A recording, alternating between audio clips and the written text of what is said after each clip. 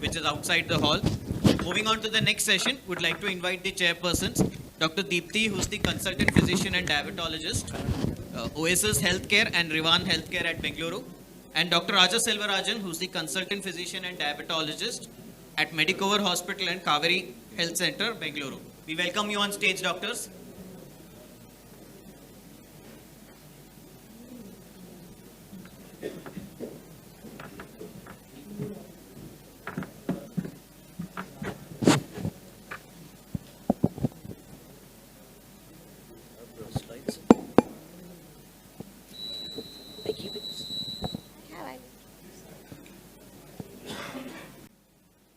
Hello, good morning. We heartily welcome our prestigious and renowned consultant, Dr. Brij Mohan Makkar, a well-renowned consultant physician and diabetes from Dr. Makkar's Diabetes and Obesity Center, Delhi, to share his insights on sarcopenic obesity management. We are honored to have you here, sir. Thank you. Thank you for the kind words. Good morning, everybody.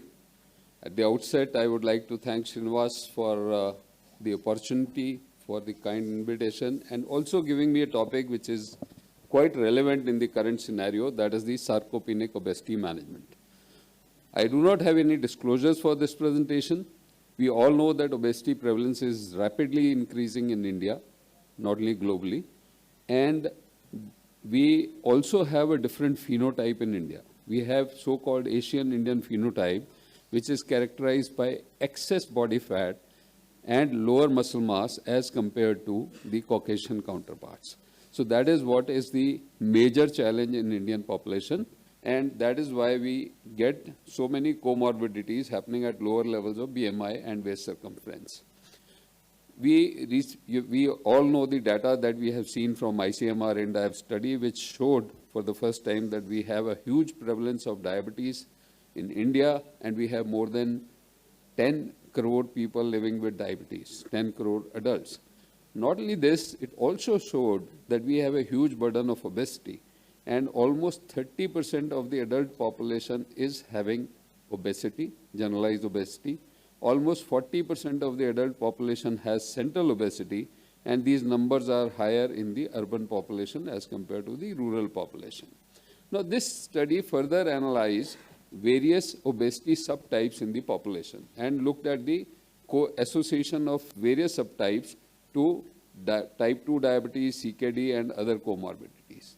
And obesity was defined on the basis of BMI more than 25, and the metabolic health was defined as presence of less than 2 components of metabolic syndrome out of 5, which is high waist circumference, high blood pressure, dyslipidemia, increased triglycerides, and low HDL.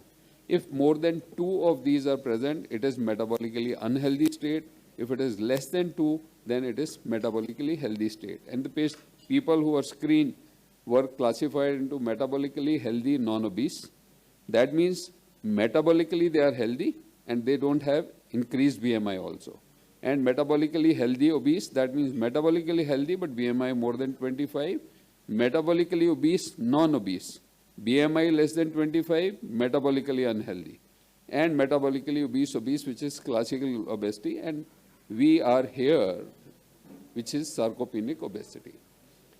Now, if you look at the data, it is very alarming because almost 40% or more than 40% of people screened had metabolically obese, non-obese profile in India, which is indicative of sarcopenic obesity, and almost 44% of the people were having metabolically obese, non-obese profile with higher prevalence in the rural belt as compared to the urban area. Now, what is sarcopenia? Sarcopenia is derived from Greek word called sarx, which means flesh, and penia means loss of flesh, and sarcopenia was term used to describe the age-related loss of skeletal mass and function. The important thing is when you look at the loss of skeletal mass, it is not the loss of muscle that is happening. Simultaneously, there is increase in fat happening.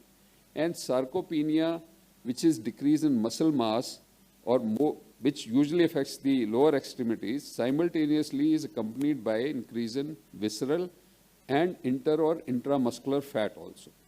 And sooner we realize that it is not just loss of muscle mass, there is decrease in muscle strength and performance, which is equally important. And now we define sarcopenia on the basis of three different parameters. One is the low muscle strength, second is the low muscle mass and quality, and third is the low functionality. If one is present, it is probable sarcopenia. If two are present, it is confirmed. If three are present, it is severe sarcopenia. So what is sarcopenic obesity? Sarcopenic obesity is defined as coexistence of obesity. Now you have to remember, obesity is defined as excess body fat which is harmful for health. So excess body fat and sarcopenia, when they are happening together, it is called sarcopenic obesity. So they have high body fat, including high ectopic fat, and low skeletal muscle mass with compromised skeletal muscle mass function. So it is a clinical and functional condition characterized by coexistence of obesity and excess fat mass and sarcopenia. It's a unique clinical condition which is different from obesity and sarcopenia alone. This is due to existence of a bidirectional pathogenic interaction between body fat mass accumulation and loss of muscle mass. And there are negative clinical interactions between obesity and sarcopenia which lead to a synergy in predisposing to higher risk of metabolic disease. So you can have a situation where people are obese, but they have different lean body mass, or people have same BMI, but different lean body mass. So you will get different kinds of, presentation, but studies in the West have shown the prevalence of sarcopenic obesity is anywhere around 10 to 15%. And I showed you in Indian population, we saw the metabolically obese, non-obese profile in almost 40% of the people. Now, sarcopenia and obesity, they create a vicious cycle. Once there is excess body fat or obesity, it leads to increased accumulation of fat in the body, increased fat accumulation in the ectopic sides, including muscle. And once there is muscle infiltration, it leads to poor quality of muscle and inflammation within the muscle, leading to insulin resistance. On the other side, excess body fat is leading to insulin resistance and inflammatory state, leading to decreased muscle mass and muscle strength and sarcopenia. Once person gets sarcopenia, it leads to muscle fatigue, decreased activity, low mobility, and so on, leading to further accumulation of fat, further worsening of obesity, further worsening of sarcopenia.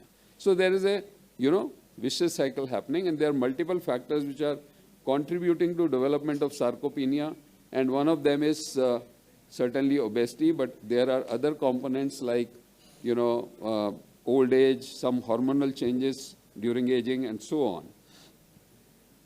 So unhealthy diet, lack of exercise, aging, they all contribute to the excess accumulation of fat.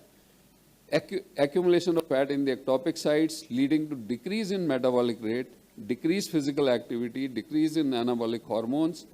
Excess fat accumulation leads to pro-inflammatory, pro-coagulant state, increase in the myostatin activity, which leads to decrease in muscle mass, and sarcopenia. And this muscle is also having low quality because of the poor mitochondrial function, increased fat, and increased inflammation.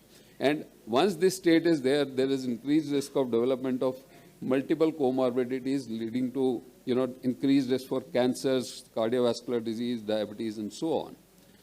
Now, weight reduction and loss of fat-free mass or lean mass has become a challenge in the recent times because of the newer GLP-1 based therapies. And we have seen that drugs like semaglutide or tirzepatide, once we are inducing weight loss, there is almost 30 to 40% reduction in the lean mass also. Now, important thing is the loss of lean mass with GLP based therapies greater than the other weight loss interventions? Why are we so concerned here? Because we are seeing significant weight loss and significant loss of fat-free mass. Now, if you look at the data, there is almost 25 to 40% weight loss with the newer medications. And if you look at the right side of this, slide, you will see that reduction in the fat-free mass is in the range of 5 to 40% with diet and lifestyle interventions also. Now, interesting thing is bariatric surgery also gives you similar reduction in the fat-free mass or muscle loss. So it is not different than the other weight loss strategies that we are seeing. Now, there is greater lean mass with the increasing weight loss, and higher the weight loss, higher the loss of lean mass. But if you look at the percentage of lean mass loss, it is more or less same 30 to 40% or 25 to 30%. And lean mass loss occurs with weight loss due to whatever strategy we are using. The greater the weight loss, greater is the lean muscle loss. The amount of weight loss as lean mass is similar across interventions, whether it is lifestyle interventions, newer drugs, or bariatric surgery. Now, is this mass enough to define skeletal muscle? First thing is we have to understand when we are seeing lean mass, it is not just skeletal muscle, and that was nicely highlighted in another room by Dr. Ketan Mehta, who spoke on the body composition analysis. Now, another interesting thing is, with weight loss, though there is loss of lean mass, there is improvement in the performance, in the physical performance, and skeletal muscle functionality is improving. And this is data with semaglutide. Similar results we have seen with tirzepatide. There is improvement in the poorer baseline performance with increasing weight loss, and higher the weight loss, better is the performance. Now, the other thing is, once people start gaining back weight after discontinuation of therapy, the muscle function goes on declining. The other side is also true. So that we have to keep in mind. Now, going about treating sarcopenic obesity, the basic principles are caloric restriction, but you should not go for very low calorie diets. We have to provide high protein diets. We have to encourage aerobic as well as strength training, which are the integral components. And some, supplements have been shown to have some benefit, like vitamin D and calcium in old age, or, some of the newer drugs under study, like myostatin and activin inhibitors. There is something called anamoractin, but very limited data, and so many things. Interesting thing is, this has become a challenge that with weight loss, you are losing muscle mass, and there are newer drugs which are being targeted to improve the goal of having healthier weight loss with improving muscle mass and losing fat mass. And we have newer drugs in pipeline. This is a novel unimolecular quadruple agonist which is targeting 4 receptors, GLP-1, GIP, amylin, and calcitonin, which is giving you weight loss with improvement in muscle mass and bone health. We all know about bimagrumab, which is monoclonal antibody, and actually blocks the activin 2 pathway, leads to significant reduction in fat mass with increase in muscle mass in the clinical trials. It is being studied in BELIEVE trials. Then we have pyruvate kinase activators, which are under study.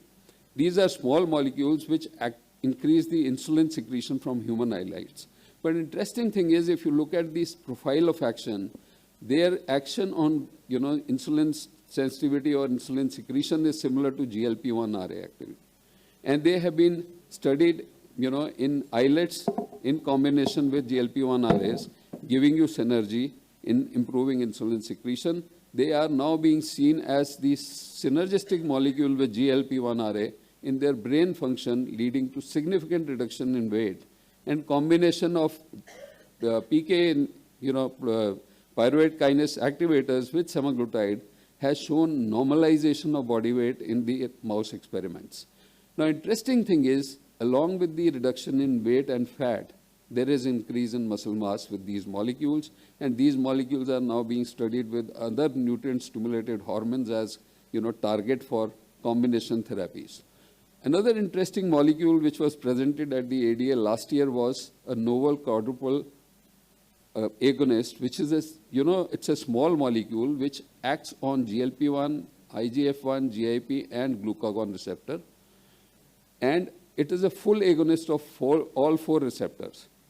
Now, results have shown that it gives you almost 30% weight loss, and 25% weight loss, and when you combine with something like tirzepatide, the weight loss achieved is about 35%, and there is increase in muscle mass.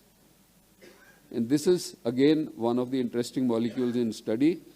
Now, coming to the end of my presentation, most important thing we have to keep in mind is that right now we do not have any treatment specifically targeted for sarcopenic obesity. All the GLP-1 based therapy trials have not specifically, mentioned sarcopenic obesity as one of the segments studied in any of the studies. And usually this is affecting elderly population, and the elderly population in the trials is very limited. So we don't have much data. So most important thing is we should look at the prevention of sarcopenia in people who are going for weight loss, and that can be done by healthy diet, healthy lifestyle. And if they are obese, then you have to use something like GLP-1RA, but follow on the muscle loss or lean muscle loss. With that, I conclude my presentation. I would also request you to block dates for the forthcoming ACCD, which is Advanced Certificate Course in Diabesity from this year onwards on 15 and 16 August in New Delhi. Thank you so much. Thank you, Doctor. It was a wonderful presentation. I understand that you have got out the importance of sarcopenia and weight loss. Now, how does the strategy differ in people who are elderly as well as middle? So we cannot adapt the same strategy between the elderly, fragile, elderly, obese, and with lack of muscle mass versus a middle-aged person who is obese but as well as sarcopenic. Is there any difference which you want to look at? As of now, we don't have that robust data on elderly population, because I told you most of the trials never included elderly or very elderly or fragile population in any of these studies. And there is very limited data on sarcopenia management in elderly population. We are not talking of sarcopenic obesity management. Now, whatever data we have, even supplementing protein or the protein supplements like leucine, isoleucine, there's something called HMG, all those things are very limited data. We don't have much evidence. But the most important thing that one can keep in mind is to improve mobility as far as possible. In frail people, I don't think we should think of aggressive weight management. We should focus on mobility, balancing, and other things. But somebody who's mobile and has comorbidities because of obesity, we should focus on reducing excess fat along with building up muscle with good intensive lifestyle interventions. Thank you, sir. Are there any questions from the floor? Fantastic talk on the Indian scenario of sarcopenic obesity, Doc. My question here is very relevant to the current outbreak of all the molecules that we're going to be bombarded with of the GLP-1 receptor agonists that are going to be there. There is going to be a very low threshold for physicians to start prescribing this. And without knowing the nuances of this sarcopenic obesity, if we are going to start using this left, right, and center, what is going to happen to the outcome of these sarcopenic obesity individuals specifically, and how are we going to look for and prevent this? The second question is, do we have to relook at defining obesity and trying to find out in our Indian subset of patients, we need to have a clear marker on when and how do we start this? These are the two questions. So as far as the redefining obesity and when do we start with the weight management drugs, it has already been defined, and it was defined, I think 2009 we published the first consensus. Shashank is here, he was part of that consensus, and that cutoffs are being maintained even now. Now, second thing is how it is going to change with newer drugs. Your guess is as good as mine, but I am very clear on one thing. If you are misusing a drug, you are bound to have accidents. So if you are using the drug as indicated and as the prescription recommendations are, I don't think there is any big issue. Dr. Makkar, do you have any predictors as to which patient with new anti-obesity medications will get more sarcopenia? Sir, we don't have any data. We don't have any data. Thank you. With this, we Thank close you. the questions. Thanks. Thank you for valuable insights, sir. Thank you so much, doctors. Requesting the chairpersons and the speaker to move towards the selfie area, which is just outside the hall.